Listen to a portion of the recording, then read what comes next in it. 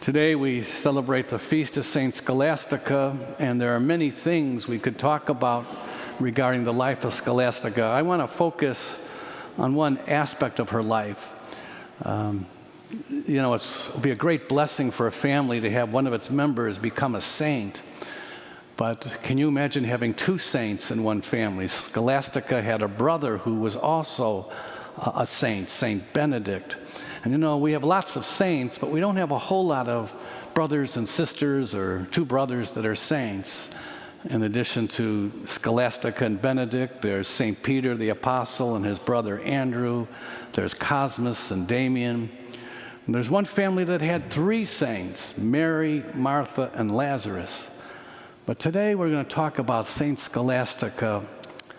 Her brother Benedict was a very famous saint. He founded the Benedictine order, and she started the woman's version of the Benedictines, and they both had a tremendous influence in the church. Even to this day, there are many, many men and women who follow in the order of Saint Benedict.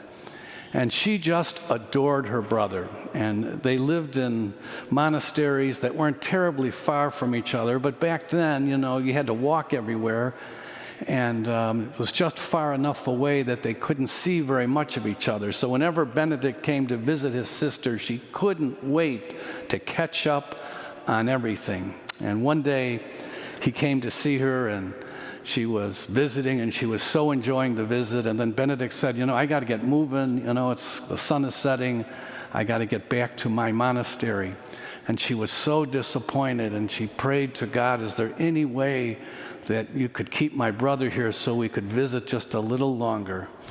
God heard her prayer, and a big, violent storm blew into the town, and Benedict was stuck for a whole day in that little monastery so his sister could get her visit in.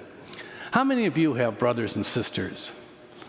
Okay, now do we have anyone here who's the oldest?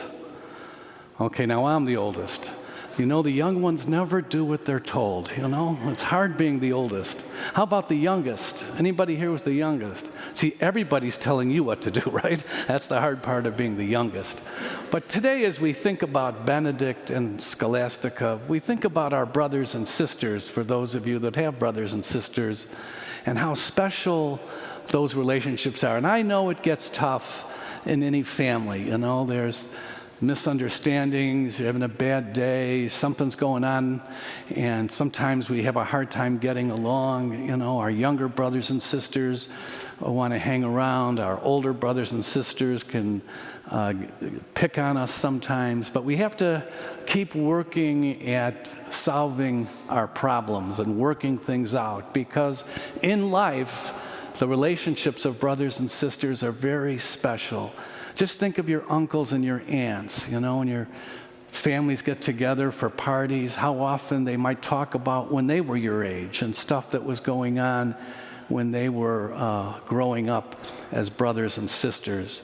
And today we celebrate our brothers and our sisters, even though sometimes we get into fights and disagreements. We know that ultimately we love our brothers and sisters. And just like Scholastica and Benedict, they had a very special relationship, a friendship. And hopefully as you get older, you'll feel a special friendship growing with your brothers and your sisters. And so let us pray in a special way today for all of our siblings, that God will bless our families and bless particularly our brothers and sisters. So let us stand together and give. Thank you for participating in the digital liturgy today. The digital ministry touches the lives of many people, as does almost 80 other ministries here at OLPH. Grateful for the community that connects to OLPH through this digital forum. It's unbelievable how many people are able to access the liturgy and other events because of this ministry. Please consider supporting OLPH. All of your sacrifices help to sustain this parish and to keep moving us into the future. Thank you very much, and keep watching.